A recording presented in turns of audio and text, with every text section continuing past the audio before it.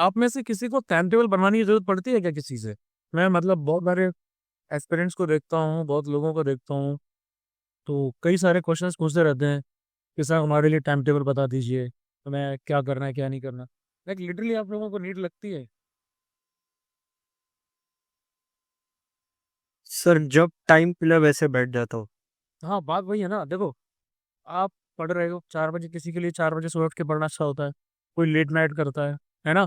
कोई बस में भी पढ़ लेता है, कोई बस में नहीं पढ़ पाता, कोई मेट्रो में जा रहा है वहाँ पढ़ रहा है, कोई दुकान पे बैठा है वहाँ करंट अफेयर्स कर रहा है।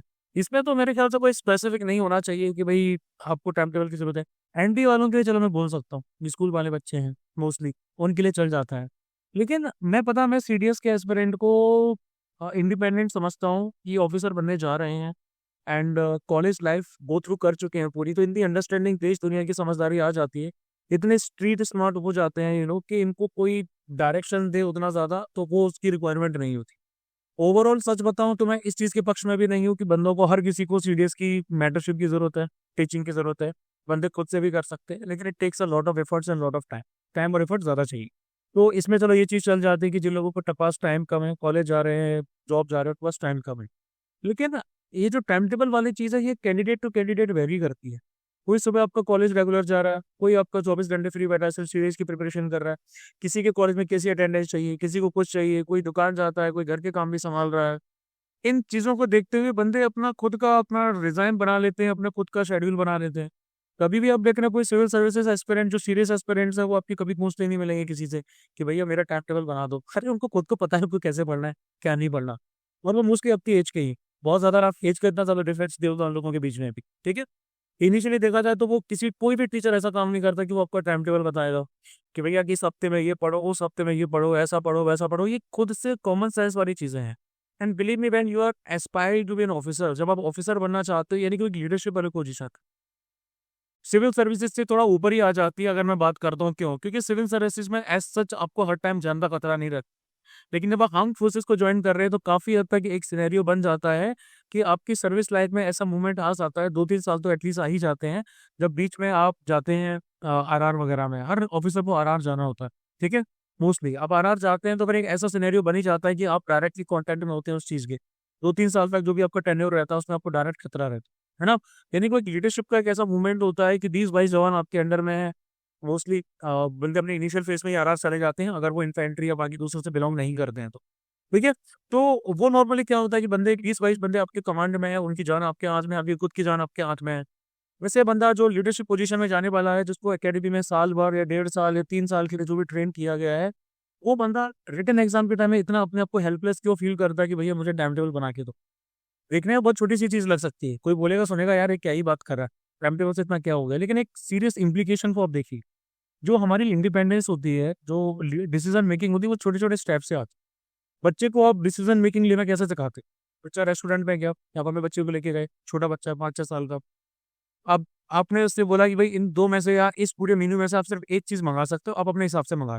आपने बंदे को डिसीजन मेकिंग यानी कि उसको चॉइस दे दी। बच्चे ने बोला कि मुझे पास्ता खाना, व्हाइट सॉस पास्ता खाना। ठीक है भाई, खा लो। पास्ता आया, उसको अच्छा नहीं लगा, तो उसने बोल दिया कि नहीं मैं ये नहीं खाऊंगा। तो आप उसके कॉन्सिक्वेंसेस उसको समझाएंगे कि भाई तुमने सोच समझ के इस पास्ता को मंगाया था, ये 250 रुपए का है, तुम्हें खाना पड़ेगा। तुम्हें नहीं खाना है तो तुम्हें भूखा रहना पड़ेगा, लेकिन तुम्हें खाना पड़ेगा। ये तुम्हारी चॉइस थी, इस चॉइस का ही कॉन्सिक्वेंस है। ये छोटे से बच्चे को आप समझाते बिगिनिंग से, मतलब एक प्रॉपर चीज होनी चाहिए जब हम अपनी चॉइसेस को बच्चे को बताते हैं, यानी कि ये बच्चे को इनेबल करता है डिसीजन मेकिंग में। अगली बार जब आप उसको रेस्टोरेंट लेके जाओगे तो उसकी डिसीजन मेकिंग थोड़ी सी परफेक्ट हो जाए। वो अगली बार कोई भी ऑर्डर करने से पहले सोचेगा कि भाई ये चीज मुझे अच्छी लगती है कि मैं बस आउट ऑफ फ्रेंजी इसको ऑर्डर कर रहा हूँ। ये चीज उसके दिमाग में आएगी कि भाई ये चीज मुझे ऑर्डर करनी चाहिए कि नहीं करनी चाहिए, है ना, ऑब्वियस सी बात है। तो ऐसी छोटी छोटी चीजों से आप बच्चे को एम्पावर करते हो। आप उसका बर्थडे आया तो उसने बोला मुझे 10 चीजें चाहिए, नहीं आपने ऑप्शन दे दी कि भैया इतने रुपए हैं, 1000 रुपए हैं, इस 1000 रुपए के अंडर में आपको जो भी गिफ्ट खरीदना है वो ले, है ना। ऐसा नहीं कि मैं आपको 3000 दे रहा हूँ, 5000 दे रहा हूँ, 10,000 नहीं। इतनी चॉइस है, आपका इतना लिमिटेड फंड है, इसमें आप देख लो आपको क्या करना है। बच्चा बोल रहा है कि मुझे जो है डिज्नी पार्क भी जाना है, फलाना भी जाना है, ठिकाना भी जाना है, तो ठीक है, टोटल बजट 5000 का। बर्थडे भी इसी में सेलिब्रेट होगा, वहां भी इतने में ही जाया जाएगा, ऐसा भी किया जाएगा। यानी कि आप उसको ऑटोनॉमी तो दे रहे हैं, लेकिन उसकी चॉइसेस के लिए आप उसको रिस्पॉन्सिबल बना रहे हैं कि भैया ऐसा ही होगा, ये कॉन्सिक्वेंसेज होते हैं।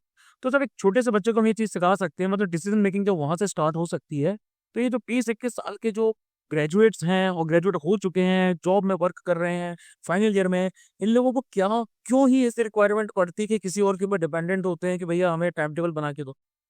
तुम्हें इतना नहीं पता कि यार टाइम टेबल कैसे फॉलो किया जाता है, पढ़ाई कैसे करी जाती है। प्री बेसिक पे होता है ना। जैसे मुझे सुबह-सुबह जीके पढ़ने में मज़ा आता था, तो मैं सुबह जीके उठा के बैठ जाता था और मैथमेटिक्स मुझे रात में करने में अच्छा लगता था, है ना? तो ये इंडिपेंडेंट होता है, सबका अलग-अलग रहता है। और मैं किसी बंदे को बोलती कि नहीं भैया सुबह तुम्हें 4 बजे उठ के मैथमेटिक्स करनी, लेकिन उसको पसंद है जीके, उसके दिमाग में जीके ज़्यादा फिट होती है, तो वो क्यों मैथमेटिक्स से सर्वाइव कर पाएगा? नहीं कर पाएगा ना। मछली को बोल रहे हो पेड़ चढ़ो, नहीं हो पाएगा।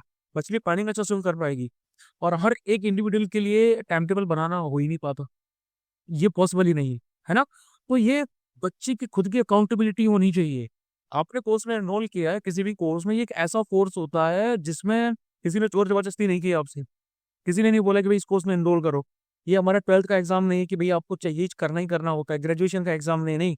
ये एक ऐसा कोर्स है जिसमें आपने अपनी इच्छा से एनरोल किया है कि भैया हाँ यार मुझे सीडीएस निकालना है, फर्दर मुझे एसएसबी देना है, फौज में जाना है। As simple as that, basic सी चीज़ है। तो इसमें बंदे के खुद का इतना ज़्यादा उसके अंदर डिसिप्लिन होना चाहिए, सेंस ऑफ कमिटमेंट होना चाहिए, सेंस ऑफ पर्पस होना चाहिए कि भाई मैं अपना टाइम टेबल भी खुद बनाऊँगा, ये भी करूँगा, वो भी करूँगा। क्योंकि इन द एंड बात यही आ जाती है कि सीडीएस को एंड गोल के तौर पे प्रचारित किया जाता है कि भैया सीडीएस निकल गया सब कुछ हो गया, नहीं। CDS is the first goal, ये आपका सबसे पहला वाला गोल है। इसके बाद आपके एंड गोल्स आते हैं। एंड गोल्स यानी कि एसएसबी आपका एंड गोल आता है और एसएसबी भी सच बताऊँ तो एंड गोल नहीं है। पूरी एकेडमी लाइफ आपकी एंड गोल होती है। उसके बाद जब आप कमीशन हो जाते हो पीओपी फॉलो करने के बाद में तब जाके आपका एंड गोल आता है। फिर आपकी एक नई जो है वो पानी स्टार्ट होती है। तब आपका एक नया करियर स्टार्ट होता है। लेकिन अभी तक की बात की जाए तो एंड गोल आपका जब तक आपका अंतिम पग नहीं आ जाता, उसको अंतिम पग कहा ही इसलिए जाता है क्योंकि वो एंड गोल है। है ना? तो ये बेसिक चीज़ होती है जो मैक्सिमम कैंडिडेट्स फेल्ड हो जाते हैं वही समझने में कि भाई हाँ यार इस चीज़ भी हो। उनको लगता है कि भैया टीचर हमें बता दे, समझा दे, ये टाइम टेबल है, ये ऐसा है, ये वैसा है, तो तुम क्या करोगे? कल को जब तुम जीटीओ के सामने खड़े होगे कमांड टास्क में और तुम्हारे जो सबॉर्डिनेट होंगे, वो तुम्हारा डिफ़िकल्टी लेवल घटाएगा, बढ़ाएगा, तब तुम क्या करोगे? तब तो कोई तुम्हें आके समझाने वाला नहीं है। अपनी क्रिटिकल थिंकिंग तो तुम्हें खुद ही लगानी पड़ेगी ना। तो ये सारी की सारी चीज़ें इन्हीं चीज़ों से इमर्ज होके आती हैं। तो ये चीज़ें मैंने अपने 11 अटेम्प्ट्स में सीखी। मुझे समझ में आया ये सब चीज़ों के बारे में कि क्या डूज़ हैं, क्या डोंट्स हैं। बच्चों को क्या-क्या चीज़ें अपनी स्कूल लाइफ़ से करनी चाहिए, जो मैंने नहीं की या फिर ऐसी कौन-सी चीज़ें हैं, जो कॉलेज लाइफ़ में करनी चाहिए, जिससे उनका रिकमेंडेशन बहुत आसान हो जाए। ये बहुत इंपॉर्टेंट चीज़ें होती हैं। देखने में लगता है कि भई यार क्या ही है। कई सारे बच्चे आके मैसेज करेंगे, "सर मैं फर्स्ट ईयर में हूँ, सीडीएस की प्रिपरेशन करना चाहता हूँ।" तो मत कर भाई, अभी पर्सनैलिटी पे ध्यान दो। क्यों कर रहे हो फर्स्ट ईयर से ही? फर्स्ट ईयर से कोई रिक्वायरमेंट ही नहीं यार। सीडीएस ऐसा एग्ज़ाम है 4 महीने दो 5 महीने दो, ज़्यादा आपको लग रहा है तो भाई प्री फाइनल ईयर में कर लो, फाइनल ईयर में कर लो, जब भी आपको लगता है। फर्स्ट ईयर से तो कम से कम मत ही करो। तो ये सिनेरियो है, ठीक है? सर मतलब फॉर एग्जांपल क्या-क्या चीज़ें हम बोल रहे हैं, क्या पहले से करनी चाहिए? अभी तो खैर लेट हो गया बट फिर भी। मैंने अपने पॉडकास्ट में कवर किया है वैसे काफ़ी सारी चीज़। स्पॉटिफ़ाई पे पॉडकास्ट है मेरे। यूट्यूब चैनल पे चले जाओ, वहाँ डिस्क्रिप्शन में मोस्टली आपको मिल जाता है, लिंक या इंस्टाग्राम वगैरह पे भी मिल जाएगा। बहुत सारे पॉडकास्ट हैं कोविड के टाइम पे मैंने किए थे, ठीक है? अभी भी बहुत ज़्यादा मतलब कि रिलेवेंट है। आई बिलीव सो क्योंकि फीडबैक तो मुझे ऐसे ही मिलता है कि वो बहुत ज़्यादा रिलेवेंट है, ठीक है?